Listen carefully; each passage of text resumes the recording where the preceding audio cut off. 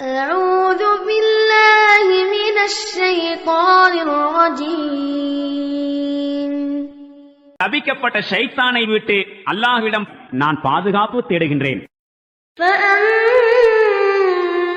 من أعطى واتقى. எனவே எவர் இறைவழியில் பொருளை வழங்கினாரோ மேலும் இறைவனுக்கு மாறு செய்வதிலிருந்து விலகி இருந்தாரோ وصدق بالحسنى. மேலும் நன்மையை உண்மையென ஏற்றுக்கொண்டாரோ فسنيسره لليسرى. அவருக்கு இலகுவான வழியில் செல்வதற்கு நாம் வகை செய்வோம். وأما من بخل واستغنى. எவர் கஞ்சத்தனம் செய்கின்றாரோ மேலும் தன் இறைவனை பொருட்படுத்தாமல் நடந்தாரோ وكذب بالحسنى. இன்னும் நன்மையை பொய்யென நிராகரித்தாரோ فسنيسره للعسرى.